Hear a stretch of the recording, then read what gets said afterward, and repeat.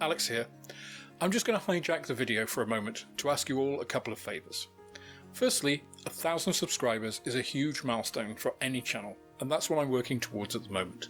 But it's really tough at the beginning, and so I need all of your help. If you like the channel, please subscribe, and also please get others who you think may like it to check it out too.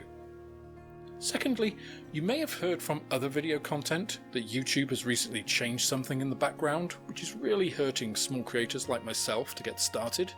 So if you do subscribe, please click the notification bell and be sure to select all under the bell icon, because this seems to be one of the things that YouTube has altered, meaning subscribers are not getting notifications of new content. I know I haven't seen some new notifications from videos from the channels that I follow. Anyway, that's everything. I'll let you get back to it, and I hope you enjoy the video that follows and have great modelling moments of your own. Goodbye. Hello and welcome to Mann's Model Moments. So today I'm going to be talking about building your very first kit. And in this I'm going to be using the Royal Navy Sea Harrier, the FRS1 from Tamiya that I mentioned in my last video about which model kit to buy first. And the first step we're going to do here is, as you can see, is take everything out of the box. Everything is included in plastic bags. I put the decals in one of those bags and put the transparencies in another one. Take all of the sprues out. Put the decals and the transparencies back in the box and put that out for safekeeping. So the first thing I'm going to do is actually remove these main fuselage pieces from the sprues. And at the beginning here, I'm going to be showing some of what I do as clearly as I can. So here we've got the side cutters. We put those right up against the part we want to preserve, the flat edges, and just squeeze them. You can see I'm doing that. I'm supporting the part and the sprue while I'm doing that, so it doesn't pull it away and take plastic away. So here you can see, I'm going to do that again. So you can see I'm going to do it on this rear piece. Here I'm not supporting the sprue because there's just a sprue. So right up against the part, squeeze, the part just falls away, leaving as little burr as possible on the plastic, not tearing any of the plastic out of the part. So now we have the two fuselage pieces, nice and safe. They're not going to accidentally fall off those sprues and pull away. And we're going to keep this sprue to make sprue goo with our cement, as I mentioned in the filler section of my last video. So the first part of the Tamiya kit is to construct the Harrier's engine in the centre of the aircraft. So just locate all of those parts on the sprues and then just remove those in exactly the same way we did with the fuselage.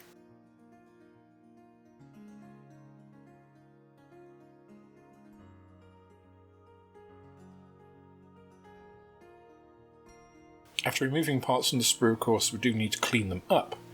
So I'm going to show you that here. I'm just going to use my knife here, because these are internal parts. So it's just a matter of scraping off any excess plastic left from the sprue to get as smooth a part as possible. So these are all internal parts. This is mainly for fit rather than for show. Where we need to actually see the parts, we'll probably be using the sanding materials. Now the Tamiya Harrier actually features movable nozzles if you wish, and that's worked by this mechanism, so these are just snapped together parts to enable all of the nozzles to rotate at the same time, and they just sit into the main body of the engine. So it's important not to get glue, these are non-glued parts, so it's just a matter of popping those into the engine assembly so they can all move, and then we're going to use precision cement and just go slightly on the inside edge and away from all of those pieces which are actually going to rotate.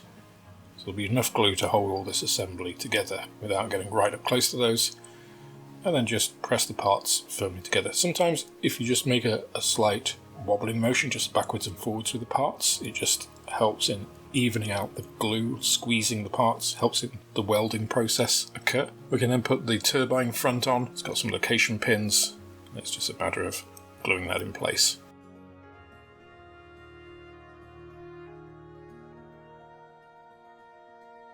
With that done, we've got the cowling, and again that just has a couple of location lugs, and we can just cement that in place as well.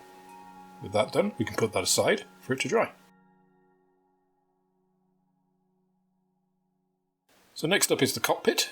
Part of that is the ejection seat. It's very simple in this kit, there's no detail to speak of. Just taking out the ejection seat and the cockpit, the control lever and the pilot. We're not going to use the pilot, we just put them to one side for the spares.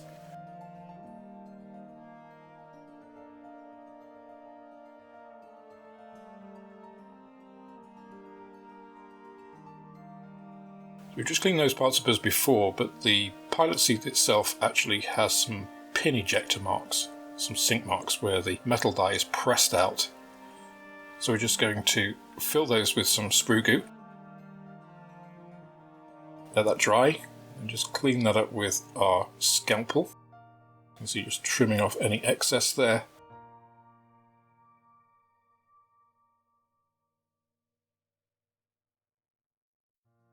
And then finally, we're just going to sand those edges and the faces of the seat where those pin ejector marks were, just so that's all smooth and it doesn't look artificial, even though this is, as I say, very basic seat and not particularly realistic in any way. This is all good practice for once the seat is actually cleaned up, we can glue it to the cockpit floor. Very simple process.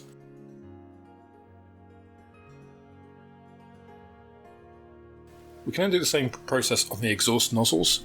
Here I've just cemented these all together, and you can see there's quite large gaps in these, so I'm just using sprue goo to fill those gaps. And you can see it's quite a messy operation, so the best thing to do before that dries is just scrape it across and smooth it out as quickly as possible. You may need some tissue, as I've got here, just to wipe that off onto. So you can see that's filled those gaps quite nicely without leaving too much excess sprue goo to clean up later. I'm just going to go ahead and do that on all four of these nozzles.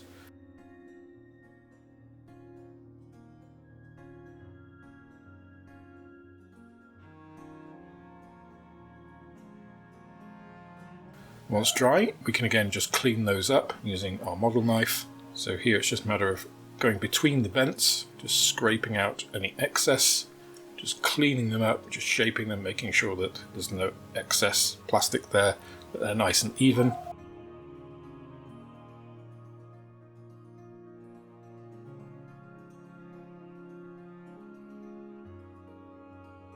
Once you've actually got it to reasonable standard, you can just sand off the top just to make it nice and flat.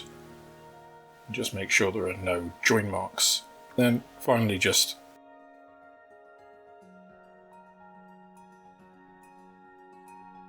again make sure we've got as much as possible out, and this is as clean as we can get it.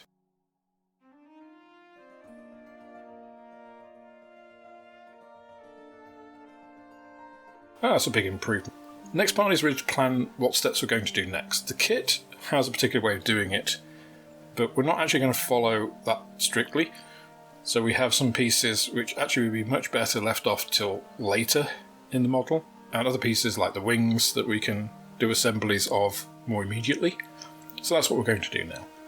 So here we're going to take the air intakes off the sprue, and because these are external facing parts, I'm going to take the burrs off with the knife, just roughly, and I'm going to use my little nail file sanding stick here to actually take off any excess, make sure it's nice and flat, because this is an external facing surface, we need it to be looking nice. The fit of these isn't that great on the kit, but we can cement them in place and we can use sprue goo and clean them up.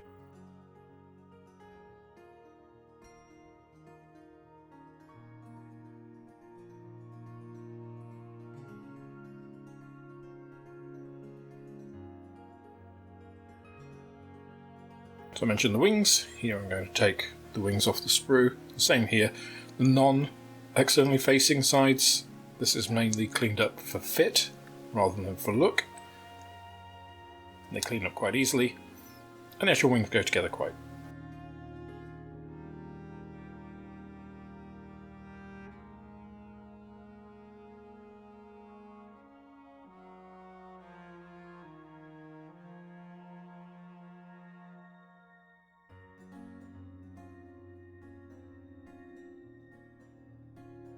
So now we've cleaned those up. So in gluing these together, you have some surfaces which are quite large. So I'm just spreading the glue here in kind of zigzag fashion so it will spread out across those larger, flatter areas. And I'm just going around once I've glued it and just pressing down, making sure that, again, little side-to-side motion just to kind of help spread that and weld the two plastic sides together. Just making sure all of the fences on the wings line up.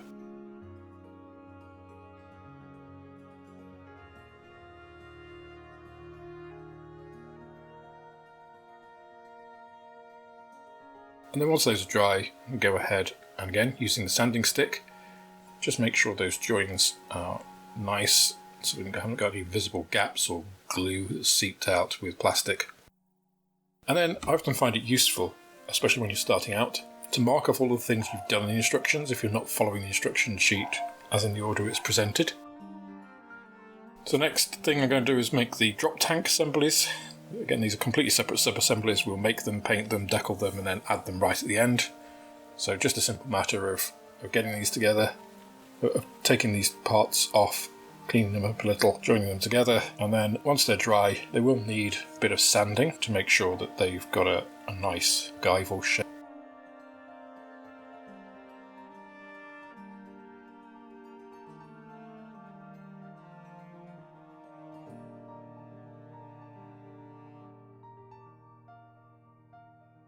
So you can see there is quite a prominent line, but again, because this is a wholly external surface, I'm just using the sanding stick just to take that seam away and still preserve a nice surface. The other thing I'm doing here, you can see, is just rotating the tank slightly as I sand it, which stops us getting a flat spot.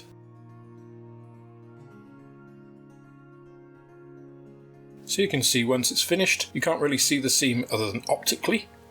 So once we've actually got paint on this, this will disappear and look nice and like it's a single piece once it's on the model. The kit supplied Sidewinder is a single piece, so very easy. We just need to take off any mould seams, and that again just doing with a nail file. The pylons have a couple of pin ejector marks on them, so they do need a little bit of cleanup before we actually put them onto the model. So again, we come back to our trusty sprue goo. It's just a matter of a smear across those fairly shallow pin ejector marks. And it's just little bits like this which help not detract from your model. The sorts of things, if you leave them, you'll see them. Again, I'm just doing the ones that I've left on the sprue. So I've taken one side off and left one side on so that I know what numbers they are because they are handed in this kit. And then once the sprue goo has dried, we can just clean that up with a mixture of sanding and then just using the scalpel where it gets into those corners where the sanding stick can't quite reach. Now another piece on this kit is the intake fan. You can see this locating lug helps us put that cowling on, but it is very prominent and you can actually see it through the exposed air intake. So I'm actually going to remove that. I'm just going to use, as you can see, my side cutters just to cut out the majority of that, being careful not to touch the turbine blades. Just use the scalpel to cut out the remaining pieces that are actually in between those, using the actual turbine blades themselves as a guide to just slide that down.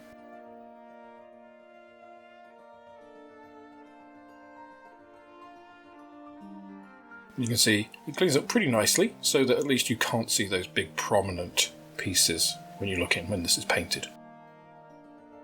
Painting that interior fan is just a matter of Vallejo metal colour. This is a really good metal colour, you can create all sorts with it. It will need a couple of coats. And then moving on to the interior, we've got black and white, and we're just going to create that light grey by mixing those two colours just to give us our light grey interior colour. So when you're starting out, I wouldn't recommend buying a whole heap of colours. You can get a lot done with a few basics, and for spots like this, which you're not going to see very much anyway, it's ideal. It's also going to cover the interior of the instrument face here. And then I'm mixing up a darker grey just to do the sides of the ejection seat.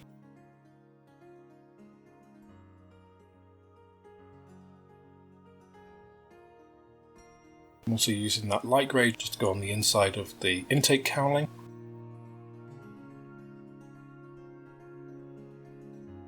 I'm going to move on to the main fuselage assembly. So here we're just gluing in the engine into the left-hand side of the aircraft. That's followed by the cockpit tub assembly, which just sits on this little shelf with this pin. And then we can actually glue around the whole of the aircraft. So I'm going around all of these interior and exterior bulkheads first, before I move on to the larger, flatter areas of the tail. That's principally because those areas where I do the zigzag and then spread it out a little bit will dry faster. whereas the beads on the bulkheads will actually give me a little bit longer working time, so hopefully all the glue melts the plastic in the same kind of ratio, same sort of workability when you actually join these two together. And again, it's just a matter of pressing all the way across, just taking attention, just seeing if there are any areas which haven't glued together very well.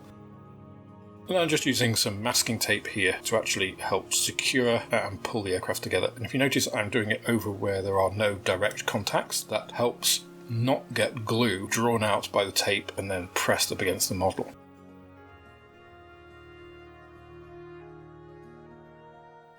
A few things need to paint before you actually put them onto the model. So here the cowling on the instrument panel, just putting in black.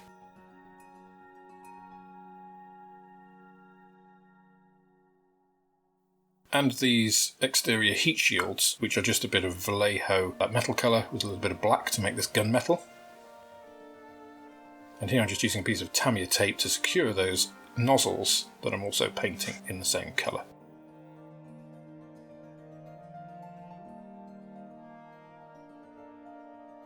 The kit allows you to have this open bay, but really it doesn't have the detail to support that, so I'm just gluing this in place. It does tend to sit a little bit down on the model, so once I put it in, I'm actually using my scalpel just to pull it up a tad, just so that it remains as flush with the other part of the fuselage as possible. It takes a little bit of jiggling around, but eventually it gets fairly flush.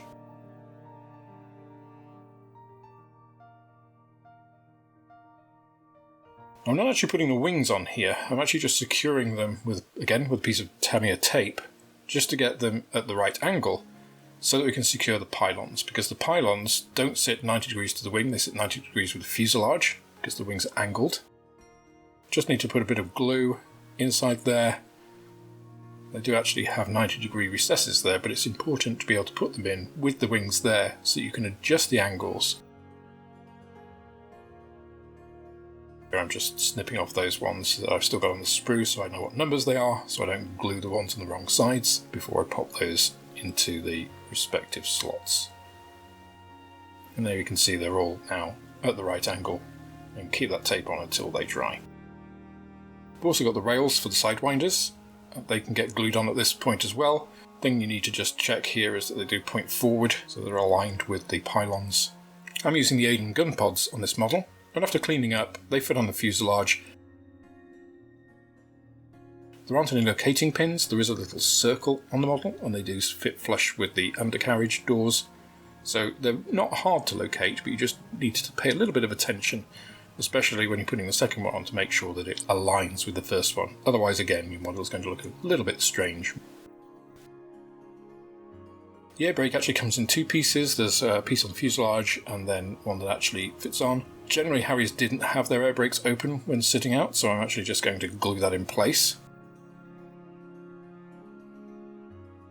The instrument panel is a decal on this model, so I'm just going to cut that out and then put it onto the instrument panel, which is already painted.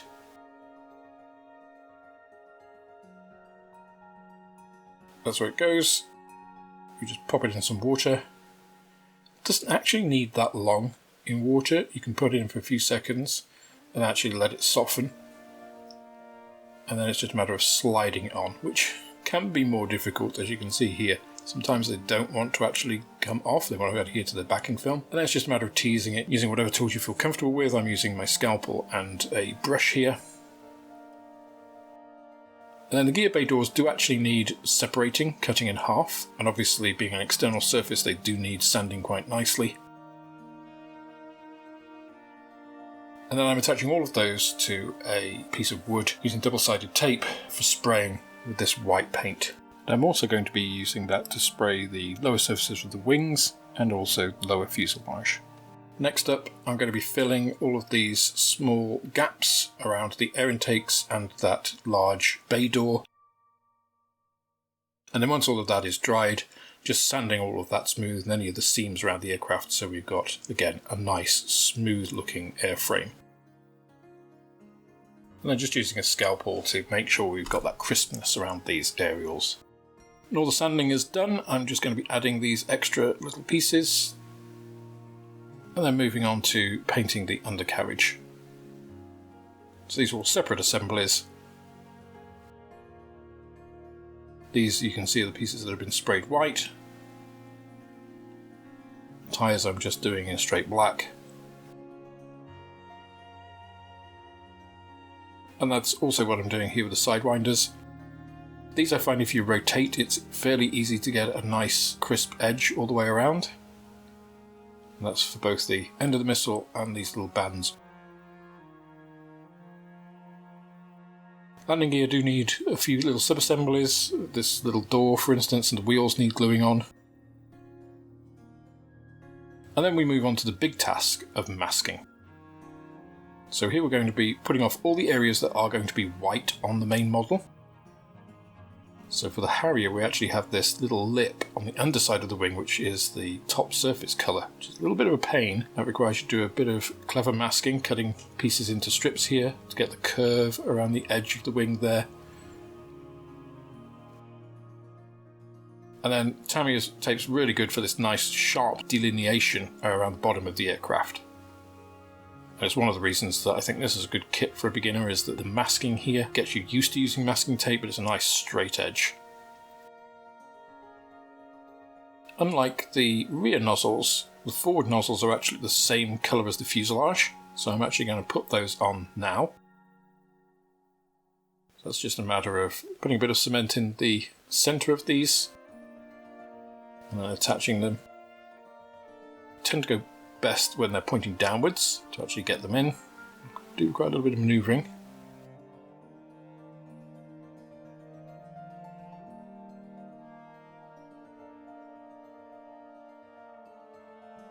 Now we can start to get all these small parts like the instrument cowling in place.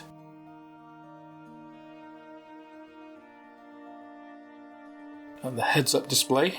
Now obviously I painted this black, so I just need to remove a tiny amount of the paint just so we get good adhesion. You see I'm just scraping away a little area here for the tiny transparency plastic to go. Now if you're not confident with your precision applicator skill here, you can put some glue on a surface and just use your knife just to get a little bit and put it on here instead. And then the fiddliest bit is actually just putting the heads-up display on.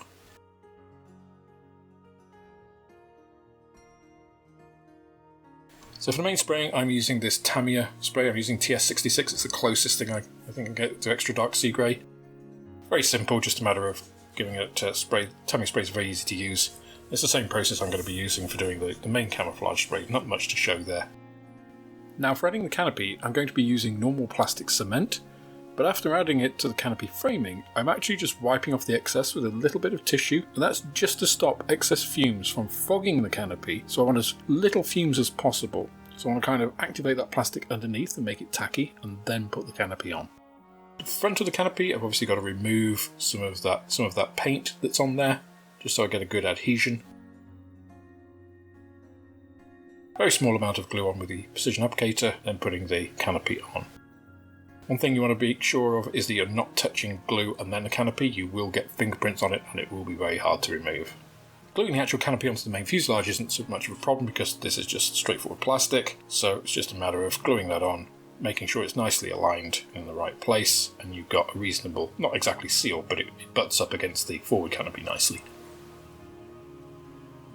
We then have a bit more masking to do. Masking of this is best done with Tamiya tape, just cut into thin parts and just applied all through the canopy here.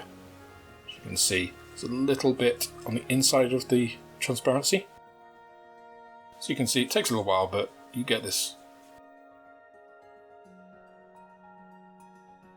Next step, obviously, here I've sprayed the model with the TS66. Now I've got to remove that paint from where I'm going to attach the wings, apply a liberal dose of my precision applicator glue, and then just butt join these wings on. They've got nice attachment points that you solidly slot in and don't try and fall off, which is nice. And you can also use a little bit of masking tape, which you have to peel away from the very edges underneath, just to sort of make sure it's secure. After spraying, there is a little gap visible between the wings and the fuselage, so I put Tamiya tape on either side to protect the other areas, and then I'm just using sprue glue to fill that void. And then when that's dried, the tape's removed, I'm going to carefully remove that filler with the scalpel and sanding, and then respray it again with the Tamiya TS66. Horizontal stabilizers are very straightforward. They sit pretty much in the right position straight off because of the way they're designed.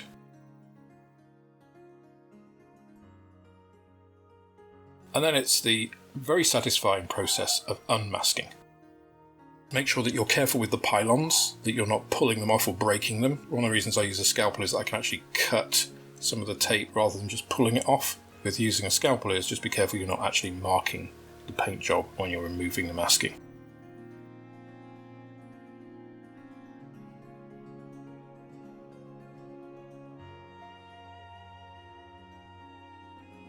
But it is quite nice, especially when you pull off these large sections, you get these nice crisp edges between the two camouflage colours.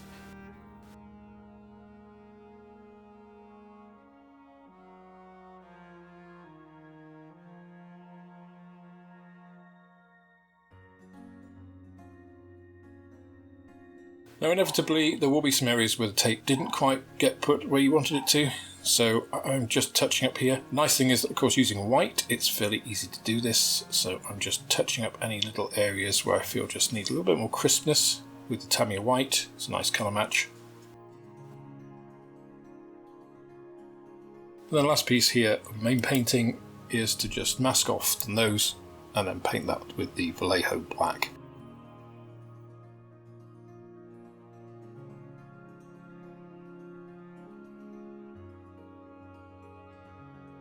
Now we're moving on to decals, so now we can see we're starting to get a Sea Harrier coming out of this kit.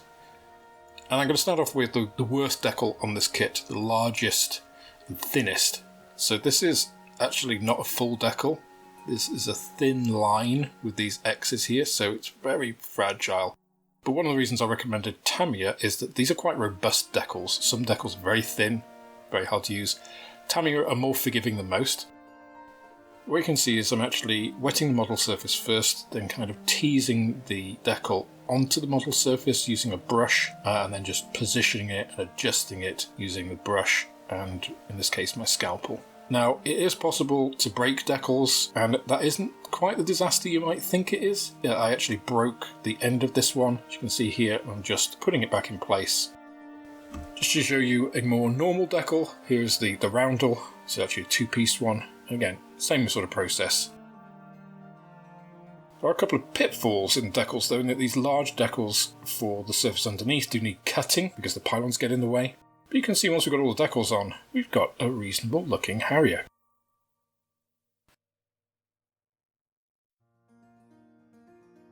So here you can see I don't need to add a few finishing touches. Here I've already added the landing gear, the heat shield baffles, just putting these rear exhausts on.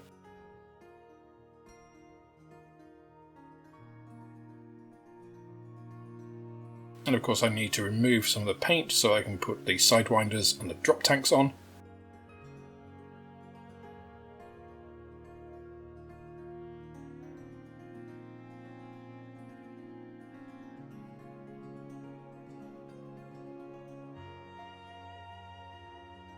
From their inside slot.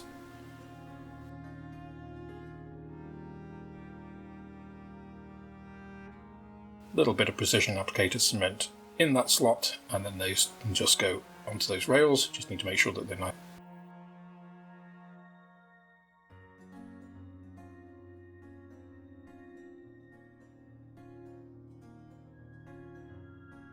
Gear bay doors need to go on. This can be a bit of a fiddly process, even here where you've got positive locating pins. Sometimes you've not got very much room to work in. Sometimes when you're working on one, you knock the other, as I did here. But overall, it doesn't take too long. It's not too onerous a process. Pit-up tube here goes in. Got a couple of little pylons here.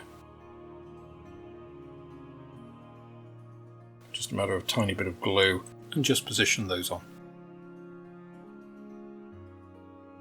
So hopefully you've managed to make it through to the end of the video here, and you have a model that looks something like this. I think this is a decent rendition of an FRS1 Sea Harrier, and the Tamiya kit, it's not perfect, but I think it's a good entry point.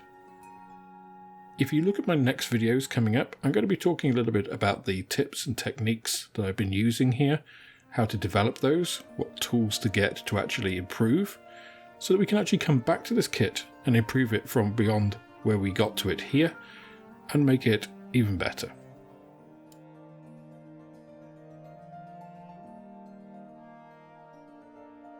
That's all for this instalment of Mann's Model Moments. Please like, subscribe and share this video if you enjoyed it. It's the best way of helping me to grow the channel and produce more content like it. With that, I hope you have plenty of modelling moments of your own, and I look forward to welcoming you on the next video.